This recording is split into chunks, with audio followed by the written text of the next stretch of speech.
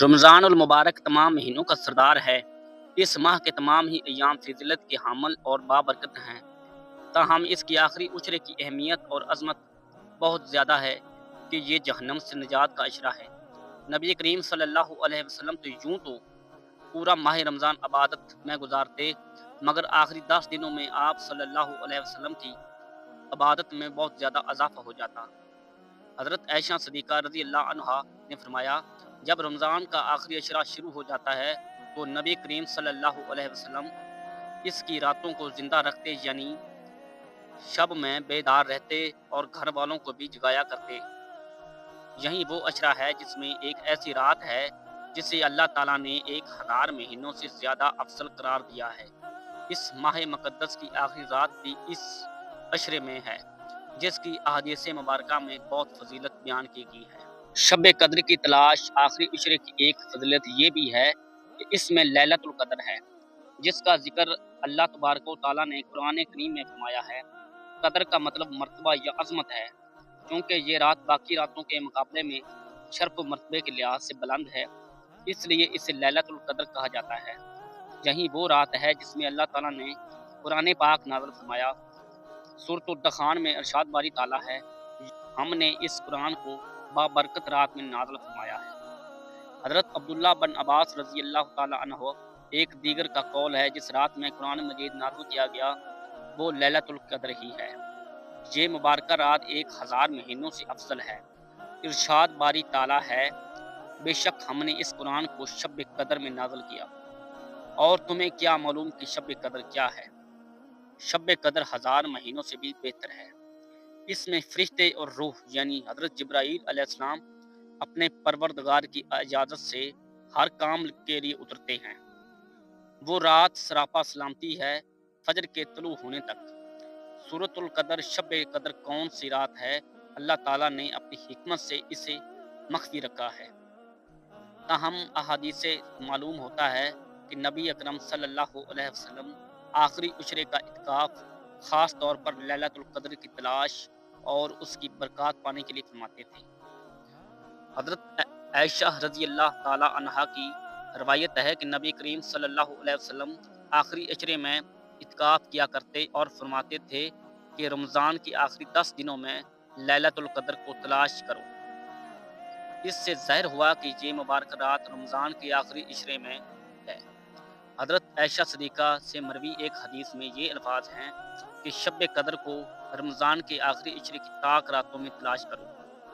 یوں احادیث مبارکہ کی روشنی میں اس بات کا تعین ہو گیا کہ یہ بابرکت شب رمضان کے آخری عشرے کی طاق راتوں میں سے کوئی رات ہے۔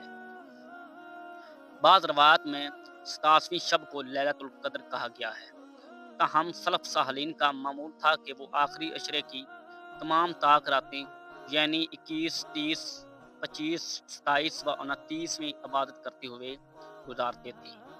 ان راتوں میں عبادت پر بڑے انعام اور ثواب کی بشارتیں ہیں۔ حضرت انس بن مالک رضی اللہ عنہ کی روایت ہے کہ رسول کریم صلی اللہ علیہ وسلم نے فرمایا، یہ مہینہ رمضان کا تمہیں ملا ہے، اس میں ایک ایسی رات ہے جو 1000 مہینوں سے بہتر ہے۔ جو اس سے محروم رہ گیا گویا وہ تمام خیروں سے محروم رہ گیا، اور اس کی خیر و برکت سے کوئی۔ حضرت ابو ہریرہ رضی اللہ عنہ بیان کرتے ہیں کہ نبی کریم صلی اللہ علیہ وسلم نے فرمایا، جو شخص شب قدر کو ایمان اور اجر و ثواب کی نیت سے عبادت کرے اس کے پچھلے گناہ معاف کر دیے جاتے ہیں۔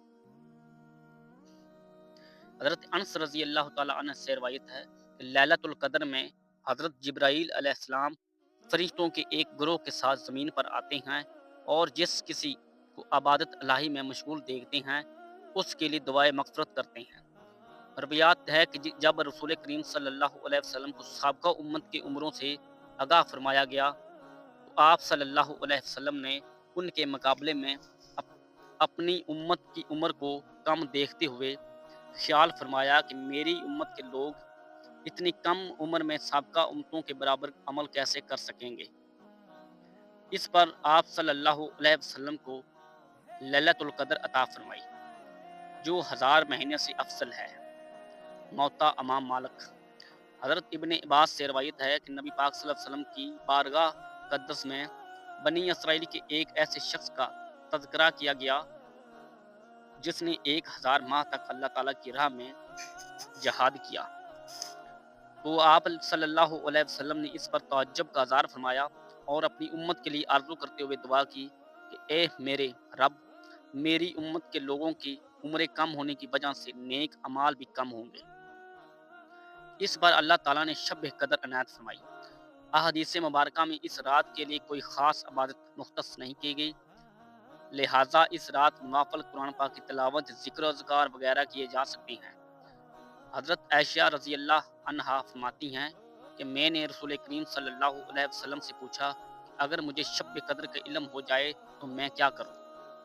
اس پر آپ صلی اللہ علیہ وسلم نے ارشاد فرمایا، اے اللہ، تم معاف کرنے والا، کرم والا ہے اور معافی کو پسند کرتا ہے، لہٰذا مجھے معاف کر دیں۔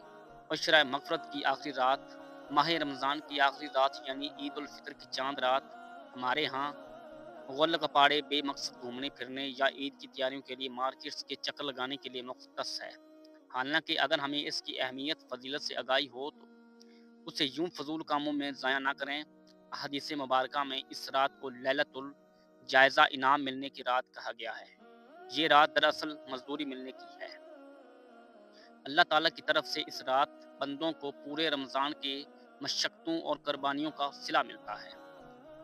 روایت ہے کہ رسول کریم صلی اللہ علیہ وسلم نے فرمایا، رمضان کی آخری رات روزے داروں کی مغفرت کر دی جاتی ہے۔ صحابہ کرام اجمعین نے عرض کیا، کیا یہ شب قدر ہے؟ تو آپ صلی اللہ علیہ وسلم نے فرمایا، نہیں، بلکہ دستور یہ ہے کہ مزدور کا کام ختم ہونے کے وقت مزدوری دی جاتی ہے۔ ماہ مبارک کے اختتامی گھڑیاں قریب ہیں کہ اس ماہ کے اب چند روز ہی باقی رہ گئے ہیں، پھر یہ بھی علم نہیں کہ اگلے برس یہ بابرکتہ ساعت نصیب بھی ہوں کہ یا نہیں، تو آپ بھی موقع ہے کہ اپنے رب سے مغفرت اور اس کے رحمت طلب کی جائے، گڑ گنائیں کہ اپنے گناہوں کی معافی مانگی جائے۔ اس سے بڑھ کر معاف کرنے والا کون ہے؟ خاص طور پر طاق راتوں کا بیشتر یا زیادہ حصہ اللہ تعالیٰ کے سامنے قیام، رکوع اور سجود میں گزارنے کی کوشش کرنی چاہیے تاکہ ہم بھی خوش نصیبوں میں شامل ہو سکیں جنہیں اس ماہ مبارک کے اختتام پر جہنم سے نجات کا فرمانہ دیا جاتا ہے۔ حضرت انس رضی اللہ عنہ سے روایت ہے کہ حضور نبی اکرم صلی اللہ علیہ وآلہ وسلم نے فرمایا، جب شب قدر ہوتی ہے تو جبرائیل علیہ السلام فرشتوں کی جماعت میں اترتے ہیں اور ہر اس کھڑے بیٹھے بندے پر جو اللہ کا ذکر کرتا ہے سلام بھیجتے ہیں۔ جب ان کی عید کا دن ہوتا ہے یعنی عید الفطر کا دن، تو اللہ ان بندوں سے اپنے فرشتوں پر فخر کرتے ہوئے فرماتا ہے، اے میرے فرشتوں، اس مزدور کی اجرت کا کیا ہونا چاہیے جو اپنا کام پورا کر دے؟ وہ عرض کرتے ہیں، یا الہی، اس کی اجرت یہ ہے کہ اسے پورا اجر دیا جائے۔ تو اللہ تعالیٰ فرماتا ہے، اے فرشتوں، میرے بندے اور بندیوں نے میرا وہ فریضہ پورا کر دیا جو ان پر تھا۔ پھر وہ دعا میں دست طلب دراز کرتے ہوئے نکل پڑے۔ اللہ تعالیٰ نے فرمایا، مجھے اپنی عزت، اپنے جلال، اپنے کرم، اپنی بلندی اور رفعت مکانی کی قسم، میں ان کی دعا ضرور قبول کروں گا۔ پھر اپنے بندوں سے فرماتا ہے، لوٹ جاؤ، میں نے تمہیں بخش دیا اور تمہاری برائیوں کو نیکیوں میں بدل دیا۔ فرمایا، پھر یہ لوگ بخشے ہوئے اپنے گھروں کو لوٹتے ہیں۔ شب قدر پہچاننے کی علامات اور نشانیاں، یہ 3 احادیث صحیح ہیں۔ شب قدر کی علامات میں یہ بھی ہے کہ اس صبح سورج طلوع ہو تو اس میں تمازت نہیں ہوتی۔ شب قدر معتدل، نہ تو گرم اور نہ سرد ہوتی ہے۔ اس دن صبح سورج کمزور اور سرخ طلوع ہوتا ہے، یعنی تمازت نہیں ہوتی۔ شب قدر روشن رات ہوتی ہے، نہ تو گرم اور نہ سرد ہوتی ہے، اور اس میں کوئی ستارہ نہیں پھینکا جاتا، یعنی شہاب ثاقب نہیں گرتا۔ سورۃ القدر قرآن مجید کی 97ویں سورت ہے۔